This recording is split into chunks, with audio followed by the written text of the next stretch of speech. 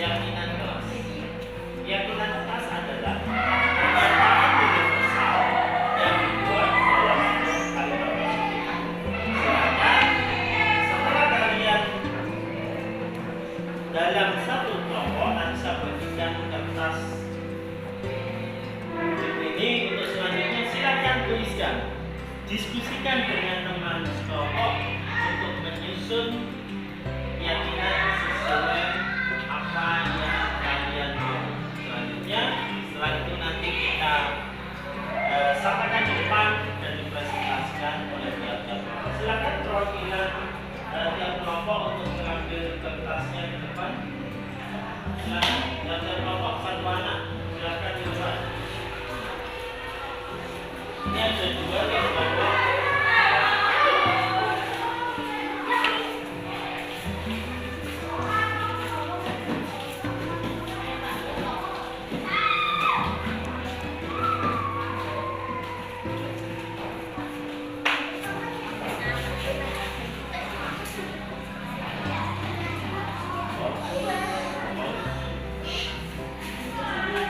Selanjutnya, silakan tuliskan pernyataan apa saja yang kalian harapkan bisa dilaksanakan pada semester ini. Silakan diskusikan dalam satu kelompok. Ya, apanya? Di situ saya sediakan dua kertas. Artinya apa? Jika pernyataan itu banyak, bisa kalian tulis dalam dua kertas. Jadi suatu pernyataan, semisal kalian membagi untuk disepakati datang tepat waktu, silakan tulis datang tepat waktu. Silakan kami diskusikan dalam satu kelompok.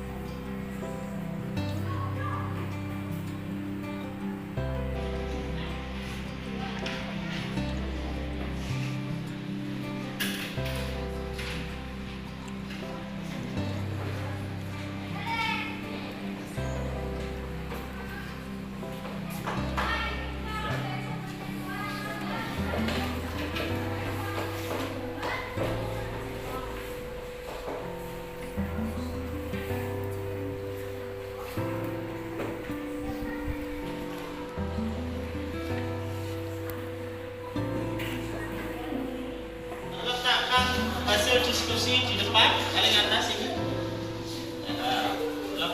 Terus kemudian sebelah sini. Silakan dipresentasikan ke temannya.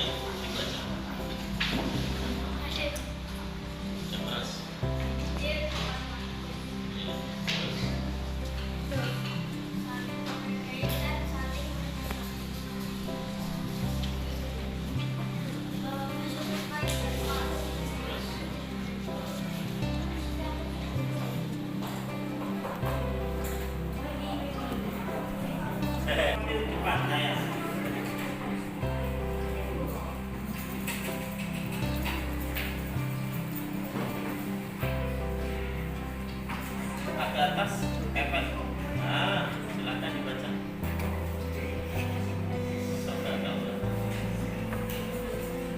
Nah, silakan dibaca.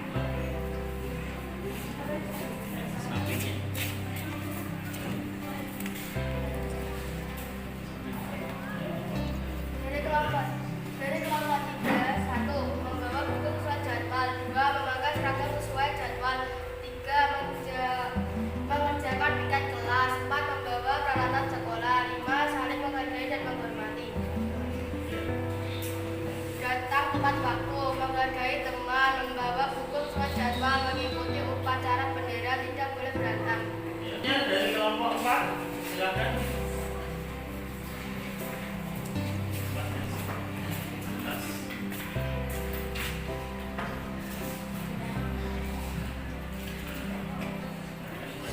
Dari kelompok 4, 1. Dilarang makan saat pelajaran. 2. Dilarang berkelahi di dalam kelas.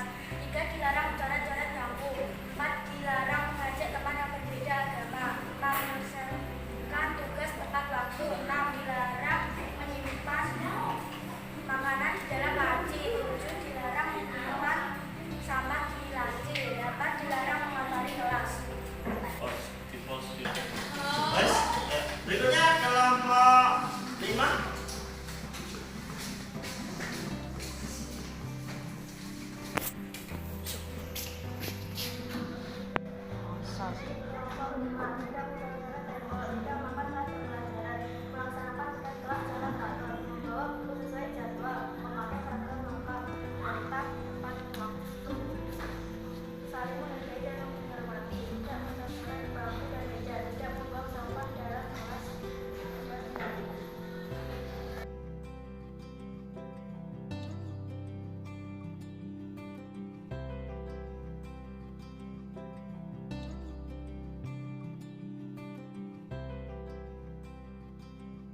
Bismillahirrahmanirrahim. Assalamualaikum warahmatullahi wabarakatuh.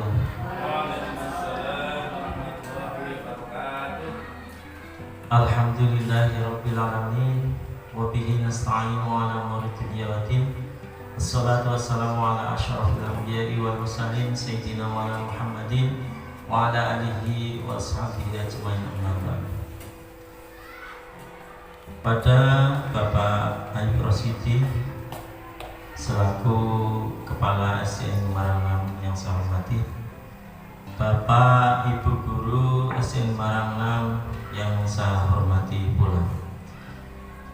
Yang pertama dan paling utama, marilah kita panjatkan puji syukur kehadirat Allah Subhanahu wa taala atas limpahan rahmat, taufik, hidayah serta nikmatnya, sehingga pada siang hari ini kita bisa berkumpul di tempat ini dalam rangka diseminasi modul 1.4 budaya positif calon guru penggerak angkatan 7 Kabupaten Ngawi dalam keadaan sehat walafiat. Marilah kita syukuri dengan mengucapkan bacaan hamdalah. Alhamdulillahirabbil alamin. Salawat serta salam mudah-mudahan senantiasa tersanjung pada junjungan kita Nabi Agung Muhammad Sallallahu Alaihi Wasallam yang senantiasa kita harapkan syafaatnya nanti pada hari kiamat. Amin ya rabbal alamin.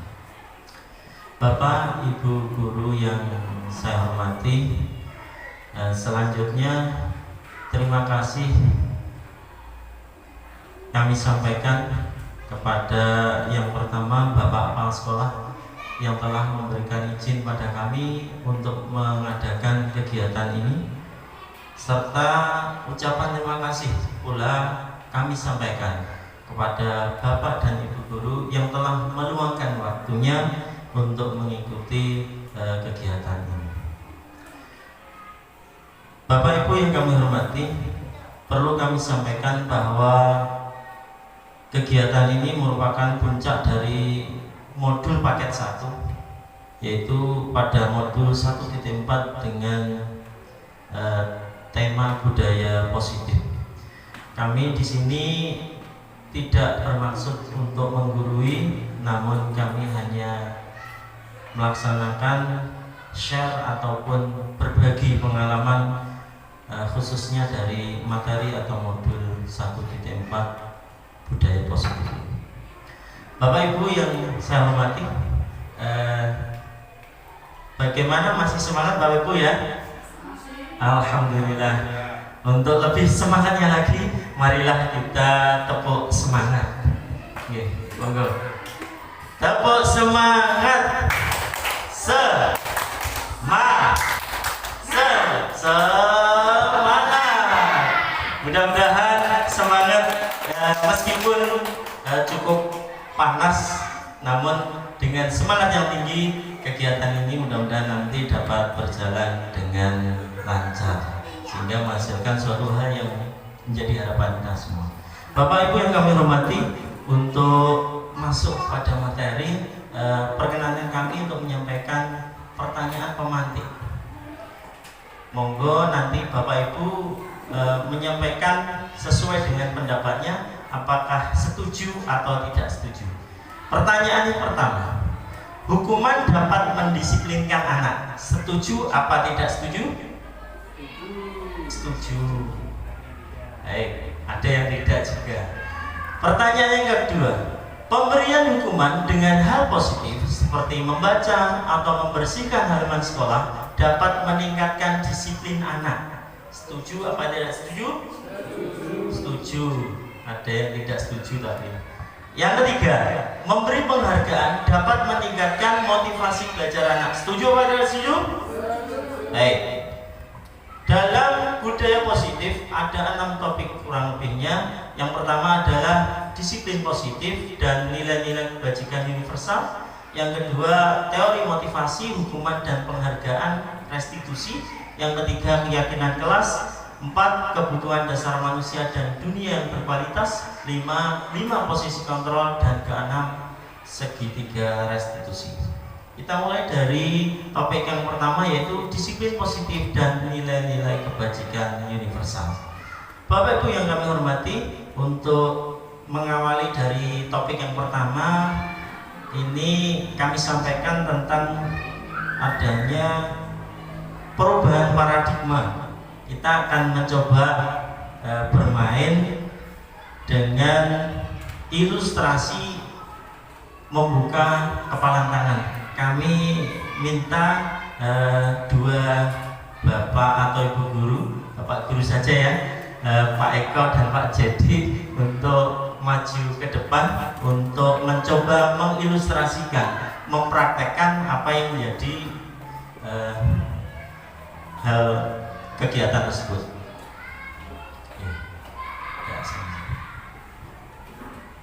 Di sini ada A dan B. Di sini yang berperan menjadi A, Pak Jedi ya. Kemudian Pak Jedi mengambil secara kertas, kemudian memegang benda atau sesuatu yang sangat berharga. Langsung saja di dalam kepala sudah ada sesuatu yang berharga bagi Pak Jedi. Yang tidak kelihatan Pak, kalau itu mudah nanti dia lebih kecil lagi. Ya, pokoknya dianggap saja. Oke, monggo.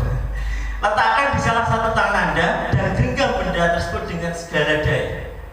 Buatlah sebuah kepalan tidak terlihat dari depan. Waduh, mestinya Pak Eko tidak tahu isinya. Iya, sudah dianggap saja demikian.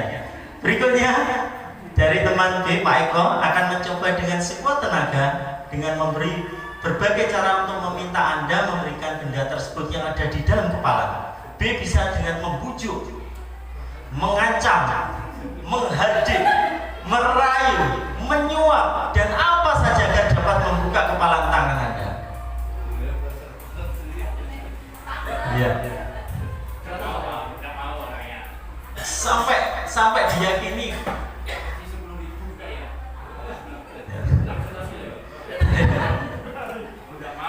Oh, udah. Baik. Terima kasih.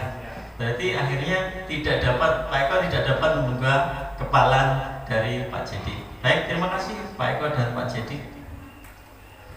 Baik, dari ilustrasi tersebut ada hal yang masuk dalam paradigma teori kontrol. Yang pertama tadi ilustrasi guru mengontrol murid.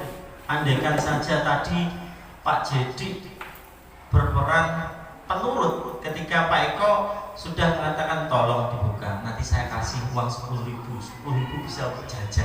Maka dalam waktu seketika bisa jadi Pak Jedi akan melepaskan genggamannya. Padahal kita ketahui bahwa apa yang ada dalam genggaman Pak Jedi adalah sesuatu yang sangat penting, sesuatu yang sangat berharga bagi beliau. Kemudian ilustrasi mengkritik dan membuat orang merasa bersalah dapat menguatkan karakter.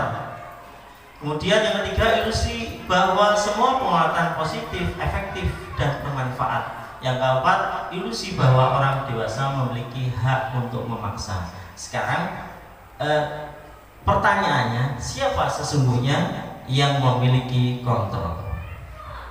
Dalam teori kontrol atau teori pilihan menurut Dr. William Glasser disampaikan bahwa Anda tidak bisa mengontrol orang lain, hanya Anda yang bisa mengontrol diri Anda.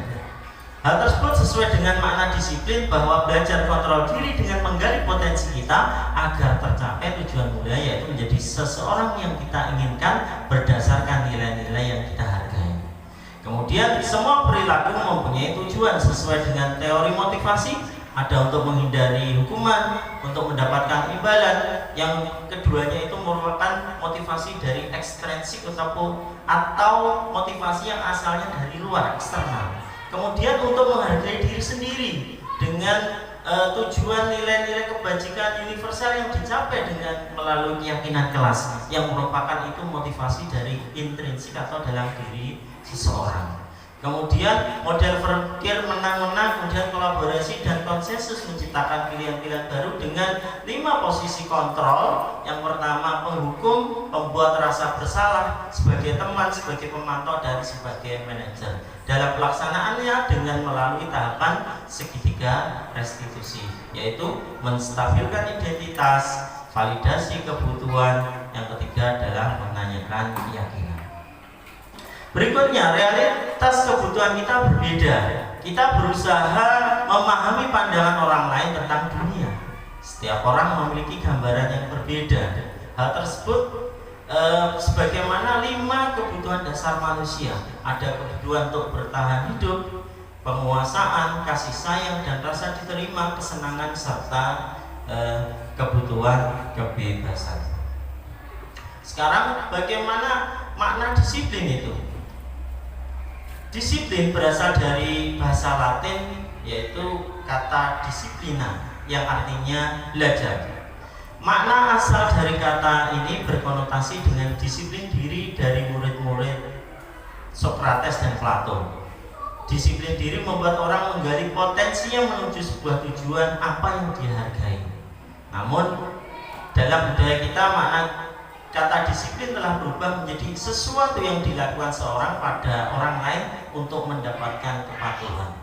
Begitu juga kecenderungan umum adalah menghubungkan kata disiplin dengan ketidaknyamanan, bukan dengan apa yang kita hargai atau pencapaian suatu tujuan mulia. Ini kemungkinan yang sampai saat ini pengertian hal tersebut menjadi semacam kesepakatan umum, namun sekiranya perlu adanya satu perubahan. Kemudian tujuan daripada disiplin tersebut adalah mencapai nilai-nilai kebajikan universal. Kita ketahui nilai-nilai kebajikan adalah suatu sifat-sifat positif manusia yang merupakan tujuan mulia yang ingin dicapai setiap individu. Nilai-nilai tersebut bersifat universal, bersifat secara keseluruhan. Kemudian lintas bahasa, suku bangsa, agama maupun latar belakang. Sebagaimana setiap perilaku atau perbuatan memiliki suatu tujuan sesuai dengan yang disampaikan oleh Dr. William Glasser pada teori kontrol pada tahun 1984. Dengan mengaitkan nilai-nilai kebajikan yang diyakini seseorang, maka motivasi intrinsik akan terbangun, sehingga menggerakkan motivasi dari dalam untuk mencapai tujuan mulia yang diinginkan, sebagaimana Diane Gosen tahun 1998. Dalam hal ini, inilah yang akan kita harapkan, bahwa seseorang anak itu disiplin karena adanya muncul dalam kesadaran dirinya sendiri. Berikutnya, nilai-nilai kebajikan yang ingin dicapai oleh setiap anak Indonesia khususnya kita kenal dengan istilah profil pelajar Pancasila, yaitu beriman, bertakwa kepada Tuhan Yang Maha Esa dan berakhlak mulia, berkebinekaan global, bergotong royong, mandiri, kreatif, dan bernalar kritis. Baik, Bapak Ibu yang kami hormati, untuk biar tidak jenuh, kita bernyanyi dulu untuk menyanyikan lagu profil pelajar Pancasila. Sudah Hafal nggih? Dengar. Nggih. Mungkin kami mohon ya, ini ada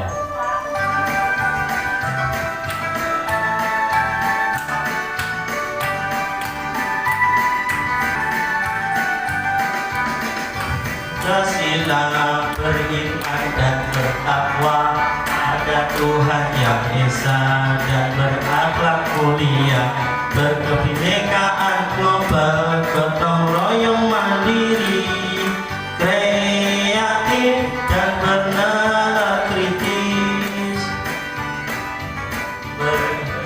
bertakwa pada Tuhan yang esa dan berakhlak mulia, berkebinekaan global, gotong royong mandiri, kreatif dan bernalar kritis. Nih, mohon maaf, ternyata layoutnya tidak ketemu. Iya. Siap. Baik, kita lanjutkan saja Bapak Ibu. Untuk topik yang kedua adalah teori motivasi, hukum dan penghargaan serta restitusi. Yang pertama adalah teori motivasi tentang perilaku manusia.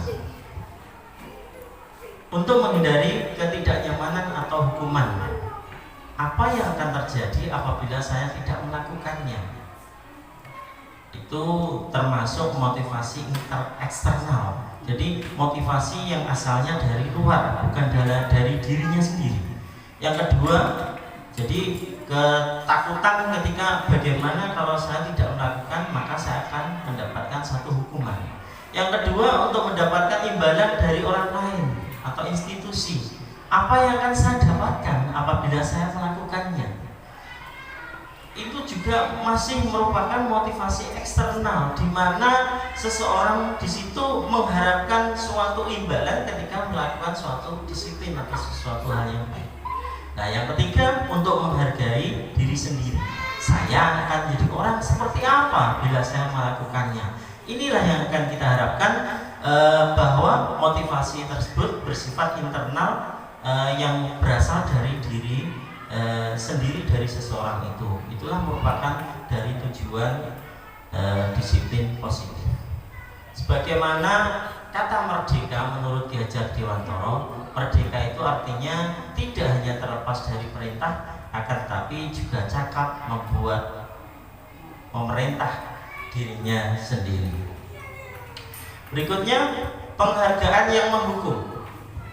Bahwa penghargaan itu berlaku sama dengan hukuman, dalam arti meminta atau memujuk seseorang melakukan sesuatu untuk memenuhi suatu tujuan tertentu dari orang yang meminta atau memujuk. Dorongannya eksternal dan akan ada faktor ketergantungan. Beberapa dampak dari pemberian penghargaan menurut Alficon tahun 1993 antara lain, hal tersebut berpengaruh jangka panjang dan jangka pendek. Kemudian penghargaan yang menghukum. Penghargaan dapat mengurangi ketepatan, penghargaan yang tidak efektif, serta penghargaan yang dapat merusak suatu hubungan. Dihukum oleh penghargaan, kita bisa menyimpulkan bahwa penghargaan dapat menurunkan kualitas, penghargaan dapat mematikan kreativitas, serta penghargaan dapat mengurangi motivasi intrinsik. Bentuk program kebajikan atau apresiasi yang bisa diartikan juga suatu pengakuan. Dalam memberikan apresiasi atau pengakuan perlu diingat beberapa hal, antara lain ketika memberi pengakuan harus secara khusus karena bersifat personal. Beri pengakuan secara pribadi karena tentunya masing-masing anak ini tidak sama. Memberi pengakuan pada semua murid secara bergantian, tidak si A terus, meskipun si B kemungkinan punya kelebihan atau hal yang diapresiasi dalam bentuk yang berbeda atau yang lain. Memberi pengakuan secara konsisten ketika si A mendapatkan pengakuan atau apresiasi, ketika si C atau D yang melakukan hal yang sama, mestinya kita juga bisa memberikan pengakuan atau apresiasi yang sama. Kemudian yang 5 adalah fokus pada proses. Contoh pengakuan atau apresiasi kebajikan. Semisal kemarin saya perhatikan rasa empatimu besar sekali. Hal tersebut pada situasi pada saat menolong murid baru di kelas. Kemudian saya menghargai kepeduliannya. Hal tersebut disampaikan pada saat anak itu membantu teman-temannya di dalam tugas kelompok. Kemudian yang ketiga, terima kasih untuk rasa tanggung jawabmu pada saat anak memungut kertas yang berserakan di lantai. Kemudian setelah tadi disampaikan bahwa antara hukuman dan konsekuensi itu tentunya ada suatu perbedaan. Sekarang kita coba memahami ketika ada tindakan guru yang pertama mencatat 100 kali di buku dengan kalimat saya tidak akan terlambat lagi karena terlambat sekolah.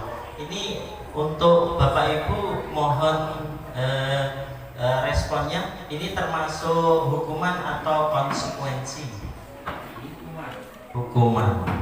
Iya betul Pak Kapsi. Lari mengelilingi lapangan basket 2 kali karena terlambat hadir di sekolah. Hukuman atau konsekuensi? Hukuman juga 100 untuk Bapak Ibu. Murid diminta push up 15 kali karena tidak menggunakan masker ke sekolah. Hukuman apa konsekuensi? Hukuman, karena itu bersifat ya tersebut. Kemudian berikutnya, menggantikan kertas tugas teman yang telah dicoret-coret. Konsekuensi, karena dilakukan oleh sendiri maka harus sendiri yang menanggung. Membersihkan tumpahan air di meja tulis karena tersenggol pada saat belajar. Hukuman apa konsekuensi? Iya, konsekuensi. Berikutnya, murid disuruh untuk tidak mengenakan sepatu seharian di sekolah karena tidak mengenakan sepatu hitam. Hukuman. Yang terakhir, lari mengelilingi lapangan basket 2 kali karena terlambat 10 menit untuk pelajaran PJOK. Iya, meskipun ini kalimatnya sama dengan yang kedua, karena ini untuk pelajaran PJOK bagian dari pembelajaran tersebut, maka ini bukan hukuman tapi konsekuensi. Baik Bapak Ibu, setelah kita mencoba mengidentifikasi tentang hukuman dan konsekuensi, maka kita bisa sedikitnya menyimpulkan tentang perbedaan antara hukuman dan konsekuensi. Semisal, hukuman adalah sesuatu yang menyakitkan harus terjadi. Kalau konsekuensi, sesuatu harus terjadi. Sesuatu yang sudah disepakati ketika seseorang anak melakukan suatu pelanggaran dari hal tersebut, maka dia harus menerima dengan dirinya sendiri. Kemudian hukuman membuat anak sakit berupa fisik ataupun sakit hati untuk jangka waktu yang lama. Konsekuensi tersebut membuat anak merasa tidak nyaman namun dalam jangka waktu yang lebih pendek. Kemudian anak akan membenci kedisiplinan dengan hukuman, tapi dengan konsekuensi anak akan agak sedikit lebih baik, yaitu menghargai tentang disiplin. Kemudian hukuman bersifat paksaan, namun bagi konsekuensi adalah stimulus atau tanggapan atau semacam pancingan untuk munculnya kesadaran diri dari anak. Kemudian hukuman dapat mengakibatkan mendorong anak menyakiti diri sendiri, namun konsekuensi mendorong anak agar mudah menyesuaikan diri. Kemudian hukuman membentuk konsep diri yang buruk, konsekuensi bisa membentuk konsep diri yang lebih baik. Hukuman menyebabkan anak belajar untuk menyembunyikan kesalahan, namun konsekuensi anak akan belajar untuk mematuhi peraturan. Hukuman akan menimbulkan rasa marah, rasa bersalah, rasa dipermalukan, merasa tidak dihargai. Kalau konsekuensi, di sini anak hanya akan merasakan kehilangan haknya, kemudian dibuat tidak nyaman, kemudian diasingkan untuk sementara dalam waktu yang tidak panjang atau singkat. Kemudian berikutnya adalah restitusi. Apa itu restitusi? Restitusi adalah proses menciptakan kondisi bagi murid untuk memperbaiki kesalahan mereka. sehingga mereka bisa kembali pada kelompok mereka dengan karakter yang lebih kuat. Restitusi juga merupakan proses kolaboratif yang mengajarkan murid untuk mencari solusi untuk masalah mereka dan membantu murid berpikir tentang orang seperti apa yang mereka ingin menjadi, yang mereka inginkan atau tujuan mulia dari seseorang anak itu untuk hidup, dan bagaimana mereka harus memperlakukan orang lain. Itu sebagaimana disampaikan oleh Gosen pada tahun 2004. Sekarang kita akan membandingkan antara hukuman, konsekuensi, dan restitusi.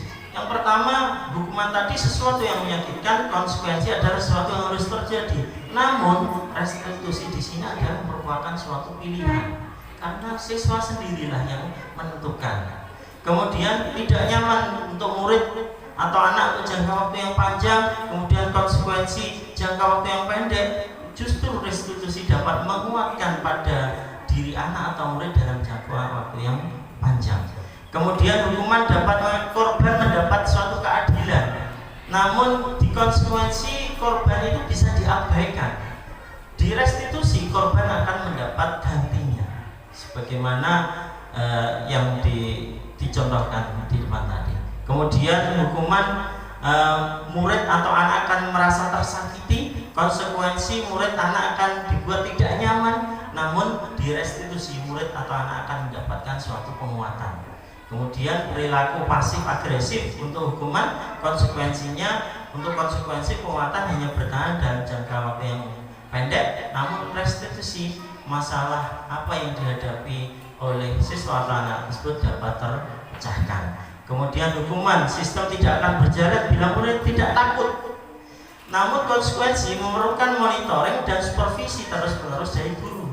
Anak atau siswa harus diperhatikan. Namun ketika restitusi ini berjalan dengan baik, maka murid akan belajar bertanggung jawab untuk perilakunya.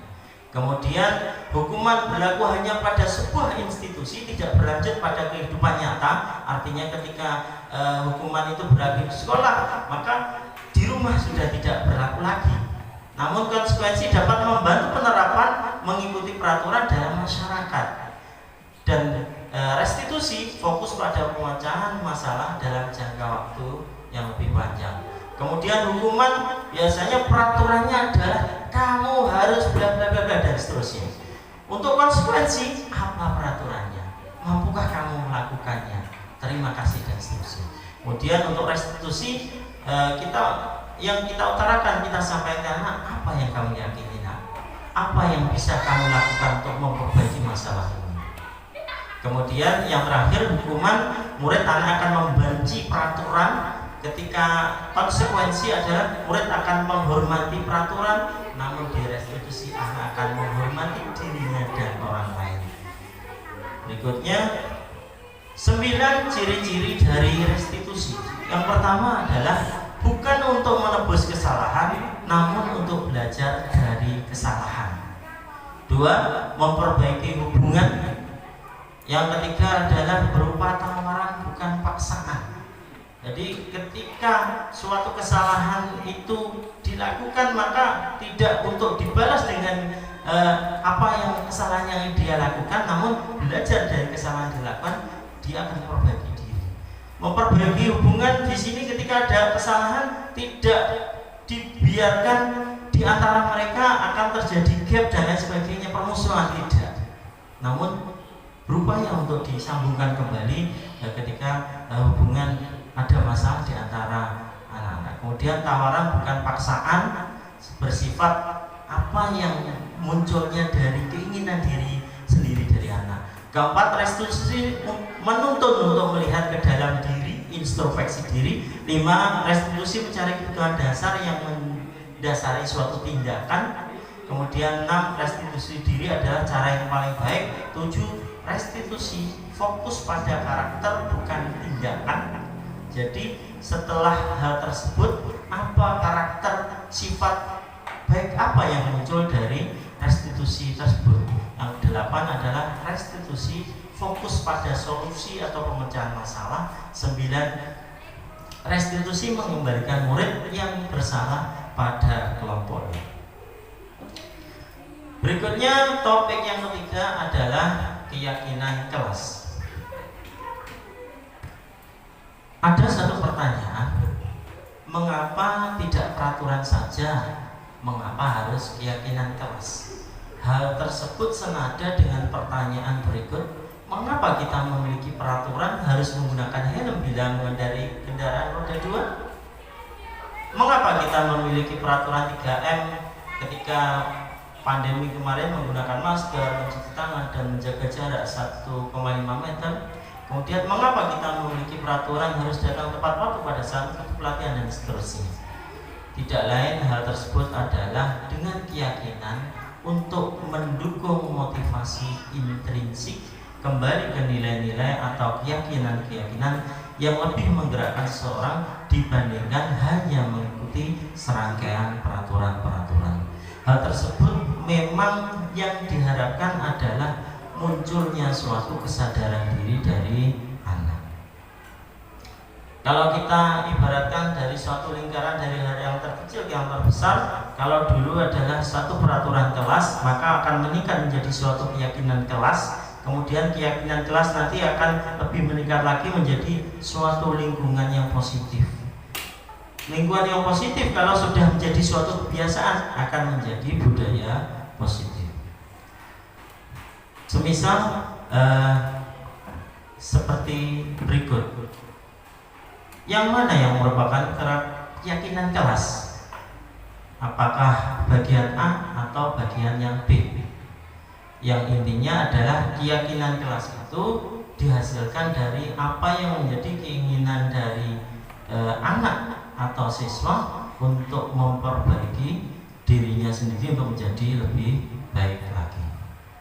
Sekarang setelah kita ketahui tentang sedikit perbedaan atau perubahan dari peraturan ke keyakinan kelas, kita akan mencoba mengidentifikasi.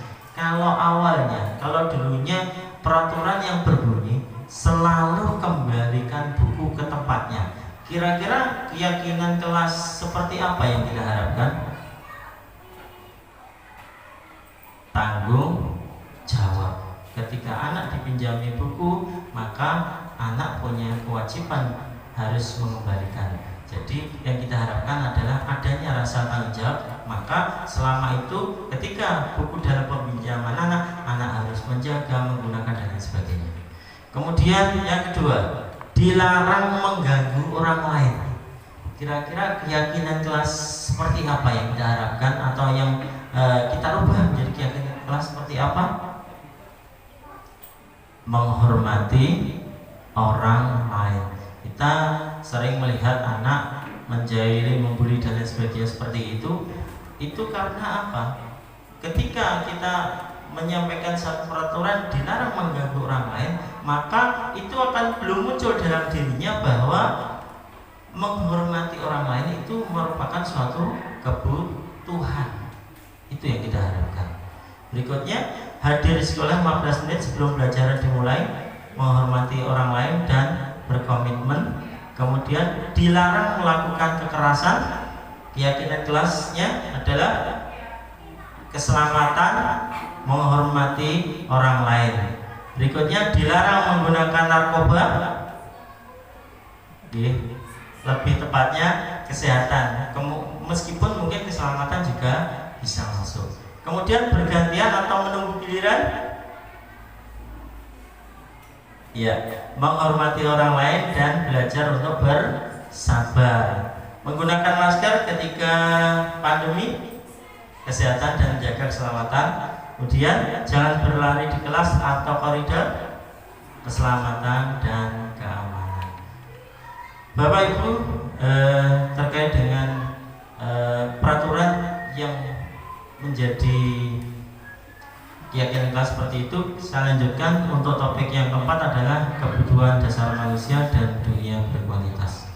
Kita ketahui bahwa kebutuhan dasar manusia itu ada 5. Yang pertama adalah bertahan hidup, penguasaan, kebebasan, kesenangan dan kasih sayang serta rasa diterima. Tentunya ketika hal tersebut tidak dapat dipenuhi, tentunya akan muncul suatu tindakan dari seseorang itu untuk mendapatkan apa yang menjadi kebutuhan dasar dari manusia tersebut. Berikutnya adalah topik yang kelima adalah 5 posisi kontrol. 5 posisi kontrol ini kita urutkan dari yang pertama adalah menghukum, di mana semisal guru berbuat dengan menghardik, menunjuk-nunjuk, menyakiti dan menyindir, kemudian itu yang secara fisik atau secara kata-kata, kemudian kalimat yang keluar dari seorang guru, kalau kamu tidak melakukan, awas ya, rasakan, seperti itu. Kemudian hasilnya apa? Anak akan memberontak, dia akan menyalahkan orang lain, bukan saya pak, dia pak, dan lain sebagainya. Kemudian berpotensi dari siswa akan berbuat bohong. Bahkan kita pernah menemukan ketika si A itu mengambil, ketahuan ada yang mengambil, itu dipindahkan ke B. Hal itu yang kita takutkan. Kaitan dengan dunia berkualitas, murid akan meletakkan guru di luar dunia berkualitas. Kemudian murid berkata, biarkan saja, nanti juga marah-marah lagi. Kemudian bagaimana dampak pada murid? Akan melakukan hal tersebut secara berulang-ulang, mengulangi kesalahannya. Kemudian posisi kontrol yang kedua adalah membuat rasa bersalah. Guru berceramah dan mengatakan, seharusnya Bapak kecewa dengan kamu, bla bla bla, dan seterusnya. Kemudian guru mengatakan, kamu seharusnya, kamu sudah tahu, Bapak lelah sekali mengatakannya, Bapak stres dan lain sebagainya. Kemudian hasilnya anak akan menyembunyikan, menyangkal ketika ditunjuk si A, si B dan seterusnya. Kemudian berpotensi juga masih berbohong. Kaitannya dengan dunia berkualitas, murid akan meletakkan guru di dalam dunia berkualitas. Kemudian murid berkata, maafkan saya Bu, maafkan saya Pak. Kemudian dampaknya pada murid akan merasa rendah diri. Kemudian posisi kontrol yang ketiga adalah sebagai teman. Di sini guru akan lebih lembut, membuatkan alasan-alasan untuk muridnya. Ayolah lakukan demi Bapak. Masa kamu tidak mau? Ingat tidak, Bapak pernah bantu kamu loh ya, seperti itu. Itu kalimat itu lebih halus. Namun bagaimana hasilnya? Anak yang mendapat perlakuan sebagai teman, dia akan merasa ketergantungan. Kaitannya dengan dunia yang berkualitas, murid akan meletakkan guru sebagai orang yang sangat penting di dunia berkualitas. Murid akan berkata, saya pikir Bapak atau Ibu teman saya, ternyata begitu dan seterusnya. Dan dampak pada murid akan lemah, siswa menjadi lemah, tidak mandiri dan merasa ketergantungan. Posisi kontrol yang keempat adalah sebagai pemantau. Guru di sini akan menghitung dan mengukur. Kemudian guru akan berkata, apa peraturannya? Peraturan apa yang kamu pelanggar? Hasilnya menyesuaikan diri bila diawasi. Namun ketika terlepas dari suatu pengawasan, maka mereka akan semaunya sendiri. Kaitan dengan dunia berkualitas, murid meletakkan guru sebagai dan peraturan dan hukum di dunia berkualitas. Murid akan berkata, berapa banyak bintang yang saya harus peroleh, berapa halaman yang harus saya tulis. Dampak pada murid akan menitik beratkan pada sanksi atau hadiah untuk dirinya. Kemudian posisi kontrol yang kelima adalah sebagai manajer. 37. Di sini guru akan mengajukan pertanyaan-pertanyaan untuk mengetahui tentang permasalahan siswa. Guru berkata, apa yang kita yakini? Apa yang bisa kau kerjakan untuk memperbaiki masalah? Kemudian hasilnya dapat menguatkan pribadi siswa atau anak. Kaitan dengan dunia berkualitas, murid meletakkan dirinya sebagai individu yang positif dalam dunia berkualitas.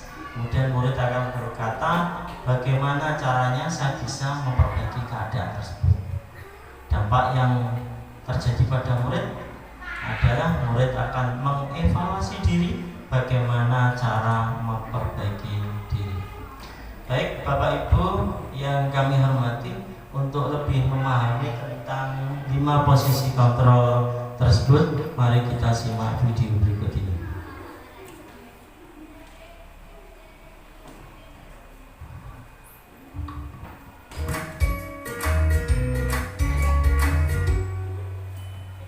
Salam bahagia Ibu dan Bapak guru hebat. Dalam penerapan disiplin positif restitusi, salah satu program yang dikembangkan adalah 5 posisi kontrol. 5 posisi kontrol dalam restitusi adalah proses perjalanan seorang pendidik agar dapat mengenali dirinya. Pada video kali ini, kita akan membahas tentang 5 posisi kontrol yang dikembangkan oleh Diane Goshen dan contoh penerapannya.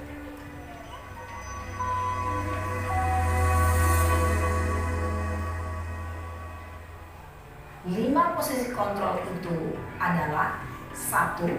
Posisi penghukum. 2. Posisi pembuat merasa bersalah. 3.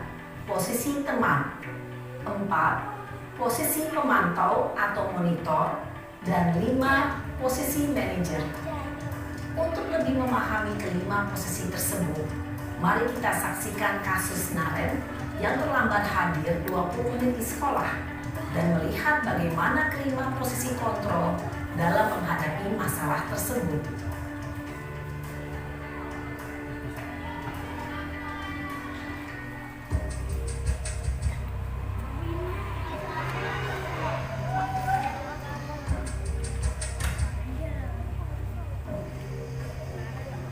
Naren! Sini kamu!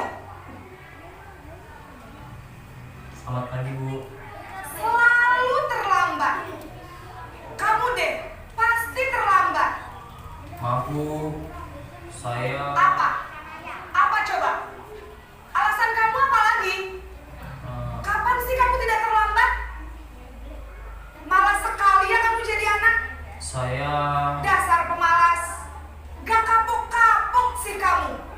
Sudah berapa kali terlambat? Sana, kamu keliling lapangan basket 2 kali.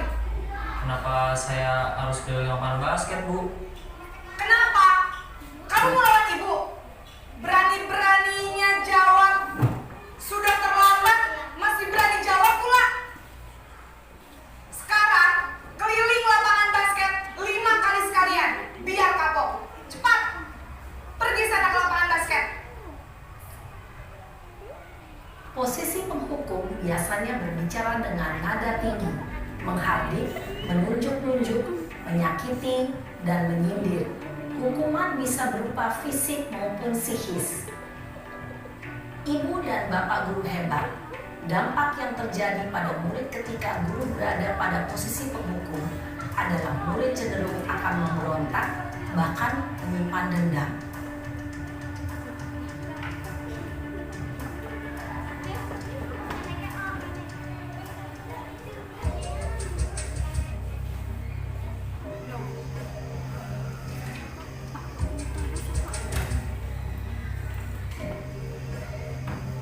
Naren!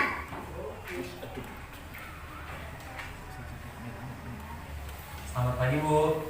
Naren. Kamu kenapa terlambat lagi, nak? Ya Tuhan, Naren. Kamu senang ya bikin ibu susah ya? Kalau kamu terlambat lagi, nanti ibu yang ditegur bapak kepala sekolah, nak. Disangka ibu tidak bisa membina kamu. Duh, gimana ini? Maaf, Bu. Duh, Gusti Naren.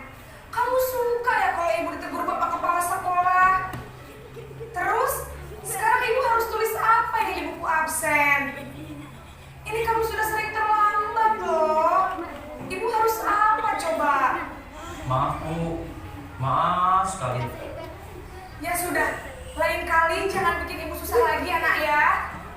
Ibu tidak akan kuat lagi kalau kamu begini terus. Bisa jantungan kalau ibu ditegur bapak kepala sekolah. Sana cepat ke kelas. Maaf ya, Bu. Maaf sekali. Posisi membuat rasa bersalah berbicara dengan nada tenang, cenderung lembut. Namun kata-kata yang diutarakan membuat murid merasa menjadi orang yang gagal, memandang buruk dirinya sendiri, merasa tidak berharga, dan tidak sanggup membahagiakan orang lain. Ketika guru mengambil posisi pembuat rasa bersalah, murid akan menganggap dirinya yang bersalah dan ia akan menyimpan emosi negatif tersebut di dalam dirinya.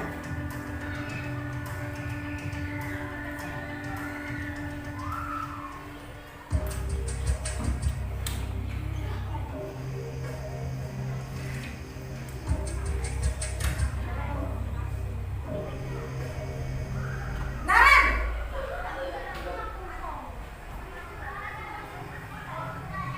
Selamat pagi, Bu. Wah, sudah jam berapa ini, Nak? Terlambat lagi ya, sayang. Iya, Bu. Habis ibu saya lupa bangunkan saya, Bu. Kamu malah menyalahkan ibu kamu. Kamu bukannya anak yang larinya paling kencang. Kok terlambat sih? Iya, Bu. Saya memang terlambat bangun tadi. Jadi, biarpun saya lari kencang, tetap gak kekejar, Bu. Ya sudah sana. Nanti lain kali larinya lebih kencang lagi ya. Biar gak terlambat lagi. Bikin seneng ibu. Demi ibu. Bisa kan? Bisa lah, Bu. Ya sudah sana masuk kelas. Ibu beresin urusan absen kamu. Kamu ini ada-ada saja. Dalam posisi teman, guru berbicara dengan nada suara ramah, akrab, cenderung bersenda gurau untuk menjaga suasana tetap santai. Murid akan merasa senang, aman, dan akrab dengan guru. Identitas yang tercipta adalah identitas sukses atau berhasil. Namun, perlu diingat, karena ini masih dorongan eksternal, maka ada faktor ketergantungan dari murid kepada orang tertentu. Di sini, guru absennya, sehingga di lain waktu, murid bisa berperilaku baik, namun hanya kepada orang-orang tertentu saja.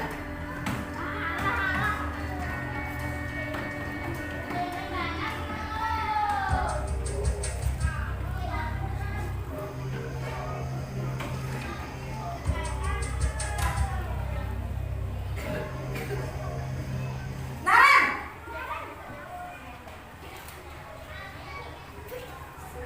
Selamat pagi, Bu. Naren, apa peraturan sekolah kita tentang jam berapa kita harus masuk sekolah, Nak? Kita harus di sekolah jam 7, Bu. Iya betul, sekarang sudah jam 7.20. Naren sudah tahu konsekuensinya jika terlambat hadir. Paham, Bu. Saya harus tinggal kelas pas jam istirahat selama 20 menit. Iya benar, konsekuensinya demikian. Jadi nanti jam 9.30 pas istirahat, kamu harus tinggal di kelas, kerjakan tugas tambahan untuk ketertinggalan kamu, ya? Baik, Bu. Posisi pemantau mengandalkan penghitungan atau data untuk mengontrol murid. Guru mengarahkan murid berdasarkan peraturan dan konsekuensi. Seorang pemantau menunjukkan bahasa tubuh dan ekspresi wajah yang datar dan cenderung formal.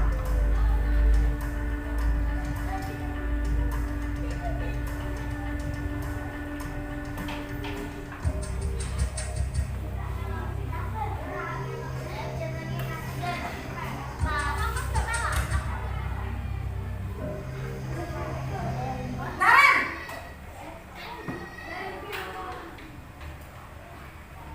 Selamat pagi, Bu. Selamat pagi, Naren. Maaf, Bu.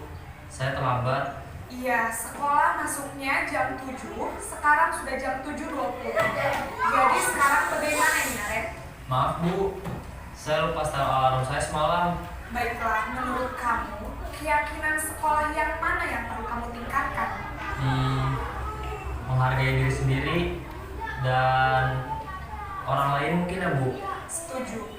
Jadi, apakah Naren meyakini prinsip saling menghormati tersebut? Iya, Bu. Saya meyakininya. Apakah Naren bersedia memperbaiki masalah keterlambatan ini? Bersedia, Bu. Bagaimana kamu akan perbaiki masalah keterlambatan ini? Saya akan coba untuk tidak lupa menyetel alarm saya, Bu. Baik, kalau Naren lupa menyetel alarm di rumah, ada orang yang kira-kira bisa bantu mengingatkan tidak? Ada, Bu. Kakak saya, Kak Emma. Ada lagi selain Kak Emma? Selain Kak Emma, ada ibu saya. Baik, Jadi yang mengingatkan Naren adalah Kak Emma dan ibu kamu ya? Kira-kira akan mulai setel alarm kapan nih Naren? Setelah pulang sekolah, akan segera saya lakukan. Baik, jadi Naren akan setel alarm untuk bangun besok pagi dan akan diingatkan oleh kakak dan ibunda Naren ya. Ada lagi yang mungkin perlu dilakukan Naren agar tidak terlambat bangun lagi? Tidak ada, Bu. Baik Naren, terima kasih untuk kerjasama kamu. Sekarang kamu perlu kembali ke kelas untuk belajar. Baik, Bu. Terima kasih. Posisi manajer adalah posisi kontrol yang disarankan untuk membimbing murid memiliki sikap disiplin yang positif, yaitu murid yang mandiri, bertanggung jawab, dan dapat memecahkan masalah. Tujuan dari posisi ini adalah agar murid dapat berefleksi atas tindakannya. Guru akan dengan tulus memberikan pertanyaan-pertanyaan bermakna, sehingga membuat murid dapat belajar dari kesalahannya dan mencari sebuah solusi untuk menyelesaikannya. Ibu dan Bapak guru hebat, setelah mengamati adegan kelima posisi kontrol tadi, kira-kira posisi mana yang paling ideal? Posisi mana yang dapat menunjang motivasi intrinsik murid? Ya, tentu posisi manajer. Posisi ini memang posisi ideal yang ingin dituju setiap pendidik. Pada posisi inilah, guru dapat menerapkan disiplin positif yang berpihak pada murid, yang memerdekakan murid. Perjalanan seorang pendidik tentunya tidak mudah untuk sampai pada posisi seorang manajer. Namun, tujuan kita pasti, yaitu menciptakan murid-murid yang mandiri, merdeka, dan bertanggung jawab. Semoga penggambaran 5 posisi kontrol yang telah diperlihatkan ini dapat menjadi ajang refleksi bagi kita semua, agar dapat terus mengasah dan menerapkan disiplin positif yang memerdekakan murid. Mari terus berlatih dan bersemangat. Selamat menerapkan. Salam dan bahagia Ibu dan Bapak guru hebat.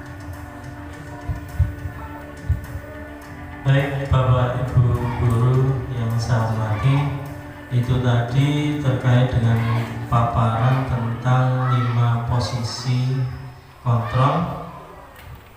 Tentunya sudah ada gambaran, sudah mulai memahami hal tersebut. Sekarang kita coba menyampaikan ataupun mengelompokkan ini termasuk posisi kontrol yang mana. Kita mulai dari pernyataan yang pertama. Saya kecewa sekali dengan kamu. Hal ini posisi kontrol yang mana Bapak Ibu? Membuat orang merasa bersalah. 100 untuk Bapak Ibu. Berikutnya, kamu tidak pernah benar melakukannya. Menghukum, betul, 100 untuk Bapak Ibu. Kemudian ayolah lakukan demi ibu bapak. Sebagai teman, apakah kamu mau mendapatkan 3 bintang hari ini? Ya, pemantau. Kemudian bagaimana kamu bisa menyelesaikan masalah ini? Ya, manajer. Kamu selalu yang paling akhir? Ya, menghukum. Baik, Bapak Ibu, itu tadi terkait dengan 5 posisi kontrol yang telah kita pahami, termasuk apa yang disampaikan oleh disampaikan dalam video tadi. Berikutnya adalah segitiga restitusi. Ini merupakan tahapan daripada restitusi, di mana tahap segitiga restitusi meliputi menstabilkan identitas. Seperti setiap orang pasti pernah melakukan kesalahan. Kamu bukan satu-satunya yang pernah melakukan ini. Kemudian memvalidasi kebutuhan. Kamu tentu punya alasan mengapa melakukan itu. Adakah cara yang lebih efektif untuk mendapatkan apa yang kamu butuhkan? Kemudian yang ketiga adalah menanyakan keyakinan. Nilai apa yang telah kita sepakati? Kamu ingin menjadi orang seperti apa? Baik. Satu persatu menstabilkan identitas di sini untuk membuat anak yang merasa gagal melakukan kesalahan tadi karena berbuat salah menjadi positif terhadap dirinya. Dia tidak hanya terus-terusan menyalahkan dirinya. Guru akan berkata, berbuat salah itu hal yang manusiawi dan seterusnya. Tidak ada manusia sempurna. Bapak Ibu juga buat salah, namun dan seterusnya. Kita pasti bisa menyelesaikan permasalahan ini. Bapak Ibu tidak tertarik untuk mencari tahu siapa yang benar dan siapa yang salah. Bapak Ibu lebih tertarik untuk menyelesaikan masalah. Kemudian yang terakhir, kalau kamu menyalahkan dirimu sendiri terus-menerus, apakah kamu bersikap baik pada dirimu sendiri? Itu kata-kata yang bisa disampaikan oleh seorang guru dalam rangka menstabilkan identitas anak, yaitu untuk membuat anak yang melakukan salah tadi merasa gagal karena membuat salah, menjadi dia mempunyai positif dalam dirinya. Kita ketahui bahwa semua orang berpotensi positif, atau semua orang sebenarnya mempunyai nilai atau sikap baik. Kemudian validasi kebutuhan. Hal ini dapat membantu murid mengenali basic need atau kebutuhan dasar yang ingin dipenuhinya ketika melakukan sholat itu. Pada dasarnya setiap tindakan manusia tujuannya adalah memenuhi kebutuhan dasar. Apakah itu penguasaan, kebebasan, kasih sayang dan rasa diterima, kesenangan, atau untuk bertahan hidup. Yang dapat disampaikan atau dikatakan oleh guru antara lain, kamu bisa saja kan melakukan hal yang lebih buruk, tapi kamu tidak melakukannya kan? Atau kamu pasti punya alasan mengapa melakukannya. Mungkin kata yang lain, apa yang penting bagi kamu? Kamu boleh tetap berusaha menjaga sikap itu, tapi tambahkan sikap yang lain yang baru. Atau maukah kamu belajar cara lain untuk mendapat yang kamu butuhkan tanpa harus memukul? Atau apakah kamu bisa melakukan dengan lebih baik besok? Berikutnya adalah menanyakan keyakinan. Hal tersebut dengan tujuan anak melihat kesalahannya dihubungkan dengan norma sosial dan nilai-nilai yang mendasari manusia berinteraksi dengan orang lain. Guru dapat mengatakan, apa nilai yang kita percaya di kelas atau sekolah kita? Nilai-nilai universal apa yang telah kita sepakati? Kelas yang ideal itu seperti apa sih? Kamu ingin jadi anak seperti apa? Apa yang kamu rasakan? Ketika kamu melakukan itu, kamu menjadi orang seperti apa?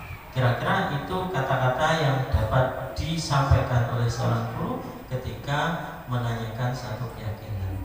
Baiklah, untuk lebih memahaminya lagi tentang segitiga restitusi, marilah kita simak video berikut ini.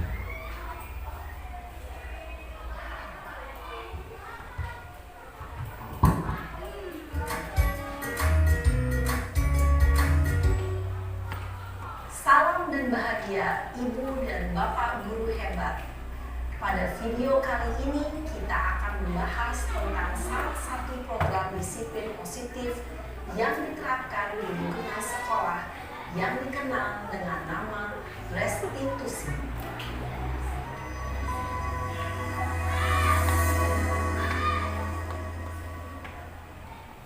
Restitusi dikembangkan oleh pakar pendidikan Diane Gosling, berlandaskan pada teori kontrol Dr. William Gibson. Segitiga restitusi adalah suatu proses dialog yang dijalankan oleh guru atau orang tua agar dapat menghasilkan murid yang mandiri dan bertanggung jawab. Pada saat guru di posisi manajer, aspek yang dikembangkan pada murid adalah motivasi intrinsik, sehingga penanaman nilai-nilai kebajikan dapat tumbuh dan berkembang menjadi suatu kebiasaan positif dan akhirnya membentuk karakter murid. Proses dialog ini terdiri dari 3 langkah yang digambarkan pada ketiga sisi pada segitiga restitusi. Sisi pertama adalah menstabilkan identitas. Sisi yang kedua adalah validasi tindakan yang salah. Dan sisi yang ketiga adalah menanyakan keyakinan. Ibu dan Bapak Guru, berikut ini akan ditunjukkan bagaimana seorang guru berada dalam posisi manajer menggunakan penerapan segitiga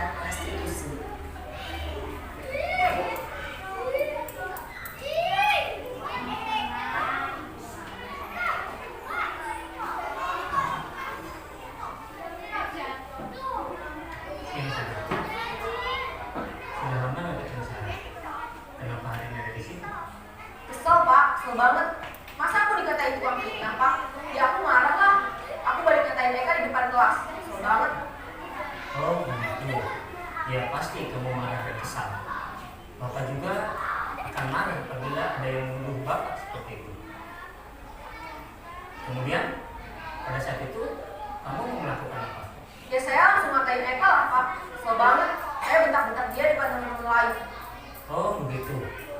Pasti kamu melakukan seperti itu karena suatu alasan tertentu kan? Iyalah, masa saya diam saja, Pak? Ya saya bela diri lah. Masa saya dituduh tukang fitnah? Ya wajar lah. Mempertahankan harga diri itu sesuatu yang penting buat kamu. Untung kamu tidak bertindak lebih gegabah lagi. Hanya membentak-bentak. Iya, Pak. Untung saya masih bersabar dan hanya membentak saja. Sudah gemes padahal. Saya pasti bela diri lah. Ya pasti ya. Tapi kamu memilih untuk tetap bertahan dan bersabar. Kamu memilih untuk tidak berbuat lebih parah lagi kan? Iya. Nah, sekarang coba kita lihat lagi tindakan kamu yang bentak-bentak Eka di kelas. Tindakan kamu itu kira-kira sesuai dengan keyakinan kelas atau prinsip kamu tidak? Enggak lah, Pak. Capek, Pak, jadi pemarah. Jadi keyakinan atau prinsip mana yang kurang sesuai dengan keinginan kamu? Ya, saya sebenarnya sangat menghargai orang lain.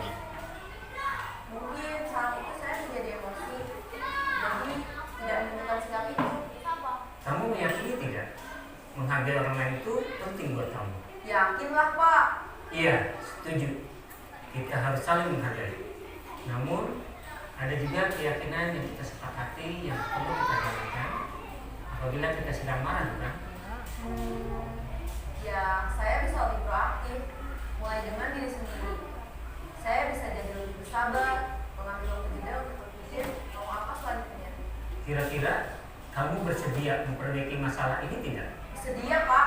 Kalau kamu memperbaiki masalah ini, kamu akan menjadi orang seperti apa? Saya akan menjadi orang yang bertanggung jawab kali ya, Pak. Dan senantiasa proaktif.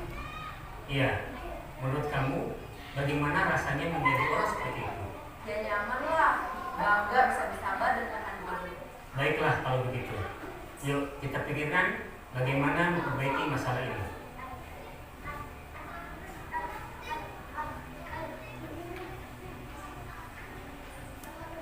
Ibu dan Bapak guru hebat, baru saja kita menyaksikan contoh bagaimana seorang guru berada dalam posisi manajer menggunakan penerapan segitiga restitusi.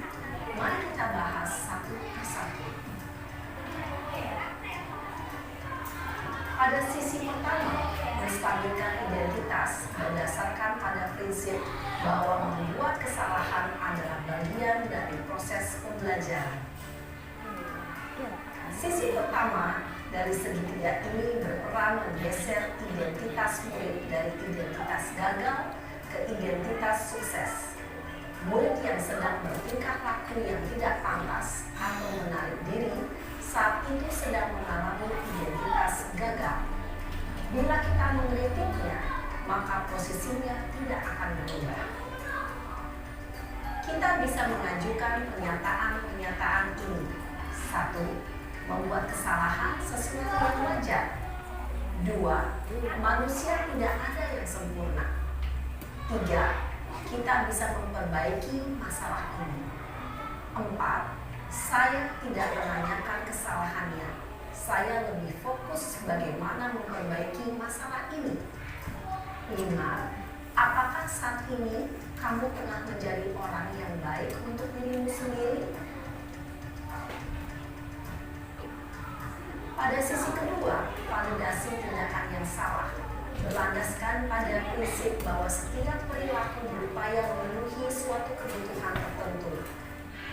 Guru yang telah memahami teori kontrol akan bergeser dari pemikiran stimulus respon menjadi proaktif dan mencoba untuk mengenali tujuan dari perilaku murid, mengenali dan mengakui kebutuhan murid ini dapat memperbaiki hubungan dengan murid tersebut.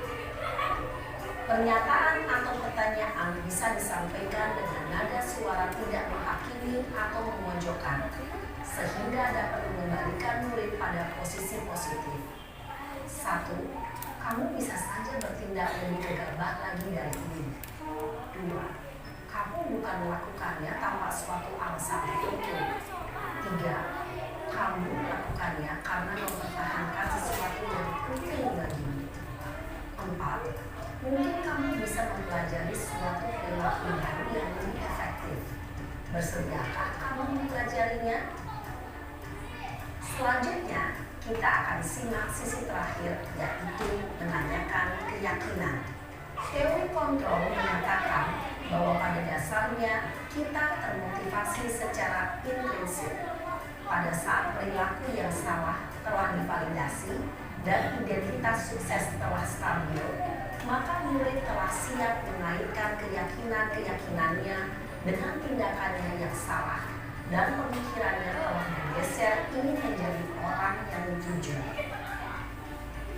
Pertanyaan-pertanyaan ini dapat mengaitkan keyakinan-keyakinan yang tadi murid. 1. Sebagai keluarga atau kelas, apa yang kita yakini? 2. Nilai-nilai apa yang telah kita sepakati? 3. Seperti apa gambaran sebuah kelas yang ideal bagi kamu? 4. Kamu ingin menjadi orang seperti apa?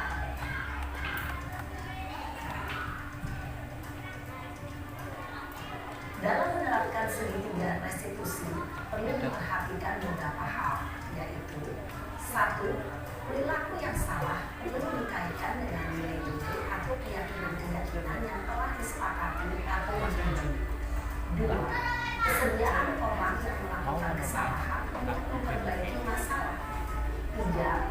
Pemecahan masalah sebisa mungkin relevan atau memiliki hubungan dengan masalah yang ada. 4. Usaha. Perlu adanya suatu usaha perbaikan dari pihak yang membuat kesalahan. 5. Waktu. Perlu didedikasikan waktu dari pihak yang membuat kesalahan. Tanyakan kapan akan mulai melakukan usaha untuk memperbaiki masalah. Dengan memahami struktur penerapan segitiga restitusi, diharapkan guru dapat menerapkan posisinya sebagai manajer dengan mengajukan pertanyaan-pertanyaan bermakna yang dapat membuat murid menjadi lebih percaya diri, bertanggung jawab, dan mandiri. Nah, ini Bapak Guru, perlu tidaknya mengikuti ketiga tahapan dalam segitiga restitusi bergantung pada ringan beratnya suatu permasalahan. Misalnya, bila permasalahan tersebut ringan, maka tidak perlu menjalankan secara berurutan. Bahkan bisa semudah menanyakan apa keyakinan yang kita sepakati. Dengan menjalankan segitiga restitusi, dengan mengajukan pertanyaan-pertanyaan bermakna, diharapkan mulai dengan langkah segitiga restitusi melalui dengan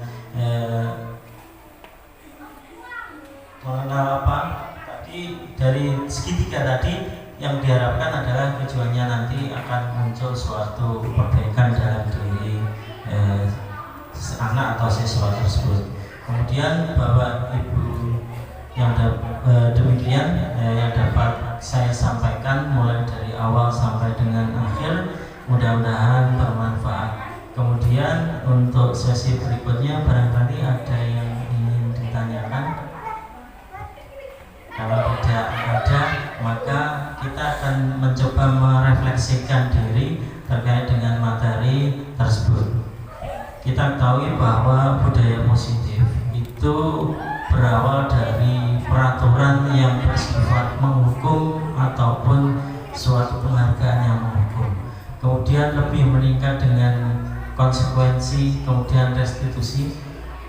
Sehingga yang kita harapkan adalah anak itu menjadi disiplin bukan karena takut dihukum ataupun bangga atau mengharapkan suatu penghargaan, namun disiplin karena adanya muncul kesadaran dalam dirinya sendiri.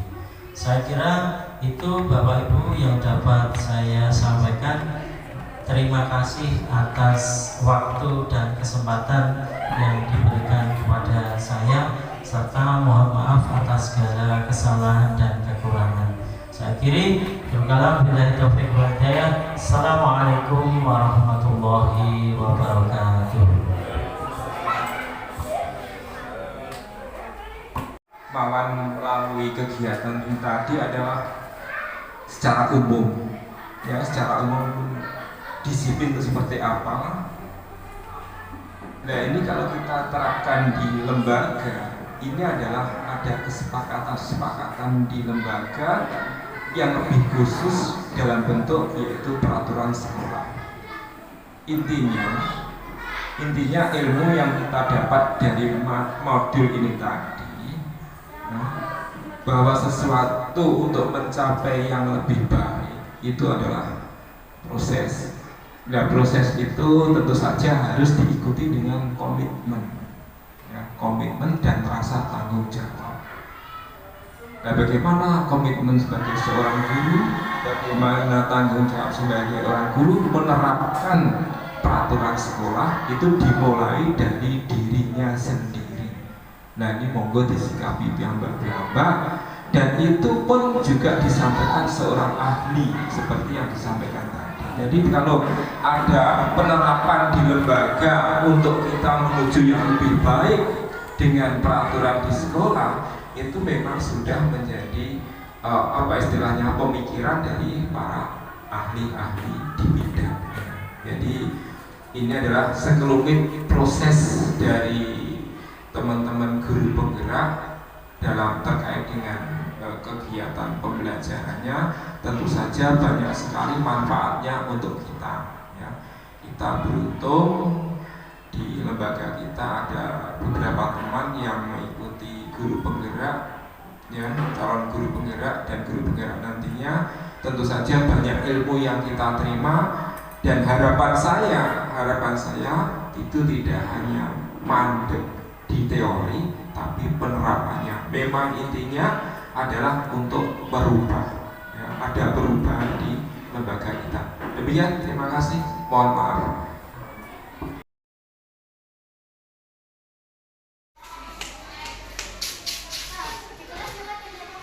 Apa berkelahi? Ayo kelas.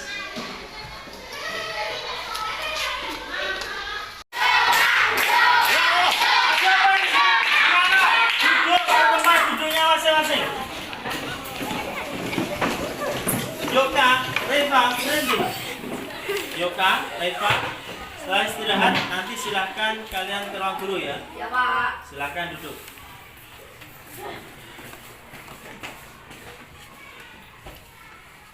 Assalamualaikum, Pak. Waalaikumsalam.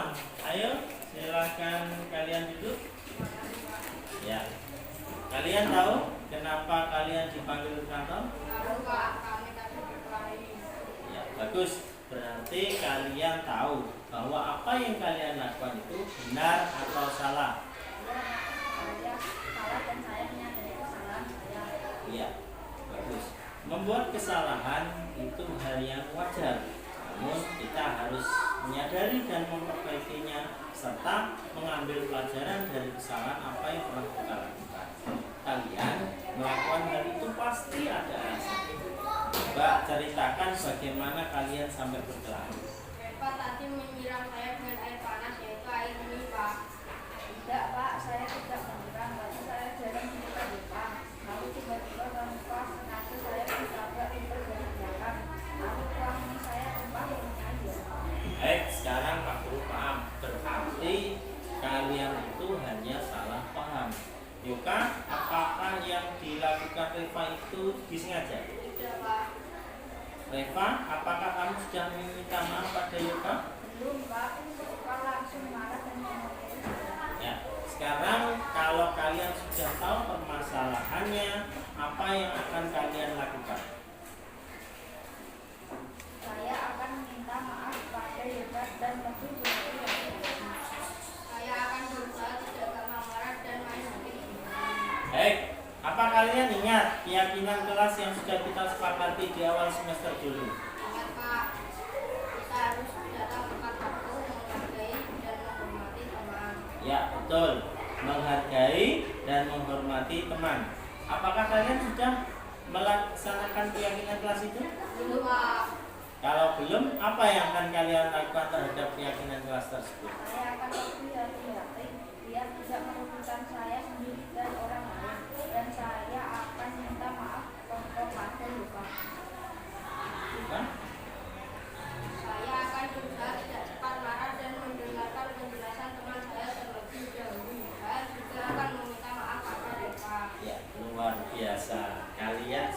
saling mengakui kesalahan. Sekarang silakan saling bersalaman dan meminta maaf. Yuk kami minta maaf. Ya, aku juga minta maaf ya. Baiklah, setelah kalian mengalami restitusi ini, bagaimana perasaan kalian? Saya merasa senang dan lega. Alasan kami diterima dan kami bisa lakukan. Ya, baik, terima kasih. Silakan kembali ke kelas.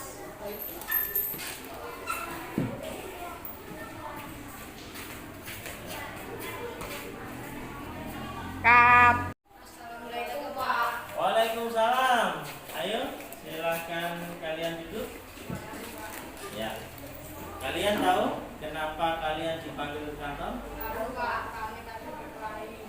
Ya, bagus. Berarti kalian tahu bahwa apa yang kalian lakukan itu benar atau salah. Saya salah dan saya menyadari kesalahan saya. Iya, bagus. Membuat kesalahan itu hal yang wajar. Namun kita harus menyadari dan memperbaikinya serta mengambil pelajaran dari kesalahan apa yang pernah kita lakukan. Kalian melakukan hal itu pasti ada alasan. Mbak, ceritakan bagaimana kalian sampai berkelahi. Pak tadi menyiram saya dengan air panas, yaitu air ini Pak. Tidak Pak, saya tidak menyiram, tapi saya jarang menyuka Pak. Lalu tiba-tiba Pak sengaja saya ditabrak pintu dari belakang. Lalu suami saya tumpah ini aja.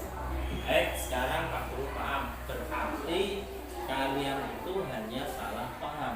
Yoka, apakah yang dilakukan Reva itu disengaja? Tidak Pak.